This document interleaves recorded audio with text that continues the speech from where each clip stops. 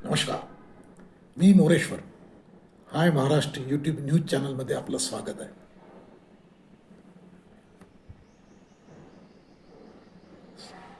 स्वतःला कॅप्टन बनवून घेणाऱ्या सिन्नर तालुक्यातल्या, सिन्नर म्हणजे नाशिक जिल्हा, सिन्नर तालुक्यातल्या शिवनिका संस्थान या संस्थांचा अध्यक्ष अशोक खरात हा स्वतःला कॅप्टन म्हणून घ्यायचा. या खरातला महिलेवर अत्याचार प्रकरणी नाशिक पोलिसांनी अटक केली आहे आणि या घडामोडीने प्रचंड खळबळ आहे. पोलिसांनी या खरातच्या कार्यालयातून 58 आक्षेपार्ह चित्रफिती जप्त केल्या आहेत. खरात हा भविष्य सांगत होता,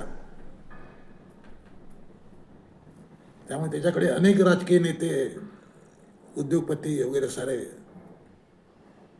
याची उडबस असायची. 2022 तेव्हाचे मुख्यमंत्री एकनाथ शिंदे यांनी त्यांना हात दाखवला होता. त्यांनी काय भविष्य सांगितलं होतं कल्पना नाही, परंतु शिंदेंना आपला हात दाखवायचा मोह त्यांना झाला होता. हा खरात हात दाखवून, हात पाहून ज्योतिष सांगायचा, अंकशास्त्राच्या आधारे गणित मांडायचा, बरंच काही उद्योग करायचा. म्हणजे 2022 एकनाथ शिंदे यांनी शिवनिका संस्थांच्या मंदिरात पूजा केली होती. तेव्हापासून हा खरात अधिक प्रकाशझोतात आला. तर याचं भांडं कसं फुटलं, तर एका महिलेने अशोक खरात विरुद्ध तक्रार केली. स्वतःकडे दैवी शक्ती असल्याचा दावा करून मंत्रतंत्र आणि धार्मिक विधीच्या नावाखाली खरातने विश्वास संपादन केला. त्यानंतर त्याने कार्यालयात बोलावलं, तिथे गुंगीकारक औषध देऊन अत्याचार केला. 2022 पासून डिसेंबर 2025 पर्यंत हा प्रकार सुरू होता, असं या महिलेने आपल्या तक्रारीत म्हटलेलं आहे. या तक्रारीनंतर नाशिक पोलिसांनी बुधवारी पहाटे या खरातला उचललं. त्यानंतर या बाबाचे अनेक प्रताप उजेडात येत आहेत. बाबाच्या नाना लीला, या बाबाचं फार्म हाऊसही निघालं आहे. फार्म हाऊस आहे, त्या फार्म हाऊसमधून पिस्तूल जप्त झाला आहे. काही वापरलेली, काही न वापरलेली काडतूसही मिळाली आहेत. काही कागदपत्र मिळाली आहेत, ती पोलिसांनी जप्त केली आहेत. 6.5 लाख रुपये कॅश मिळाले आहेत.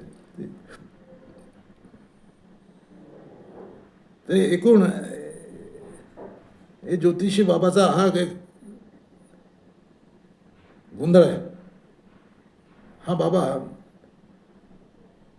अघोरी पूजा सांगायचा, तिकीटं मिळवून देतो म्हणून फिरवायचा. या अघोरी पूजेमध्ये हा बाबा समोरच्याला गुवाहाटीला तिथे कामाख्या मंदिर आहे, त्या मंदिराच्या डोंगरावर घेऊन जायचा, तिथे पूजा करायचा. याचं स्वतःचं ईशान्येश्वर मंदिर आहे.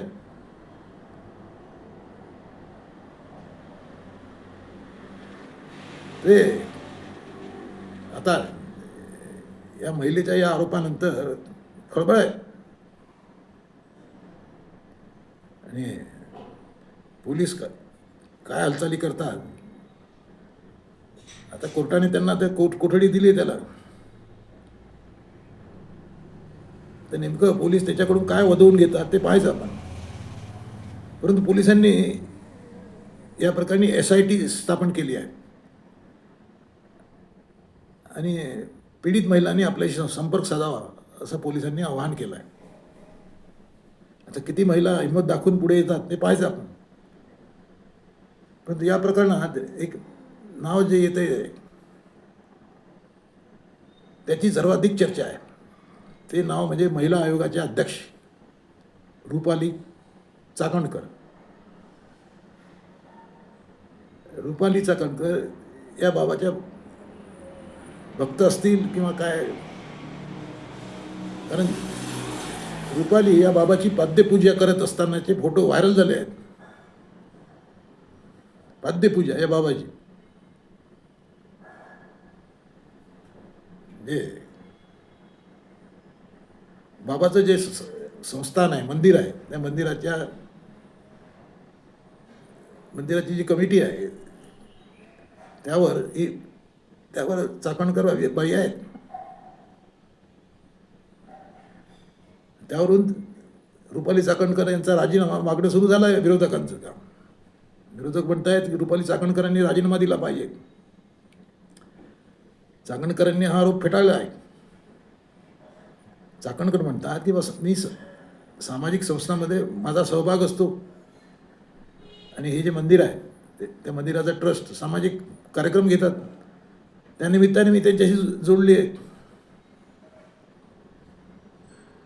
पण काही असो, रुपालीताईंचं जे महिला आयोगाचं पद आहे ते या निमित्ताने धोक्यात येताना दिसत आहे. यामध्ये मुख्यमंत्री देवेंद्र फडणवीस यांचं कौतुक करायला पाहिजे. नाही तर अशा केसेसमध्ये वरतून फोन येतात, दबाव येतो आणि तपास वेगळ्याच दिशेने वळतो. परंतु देवेंद्र फडणवीसांकडे गृह खातं आहे.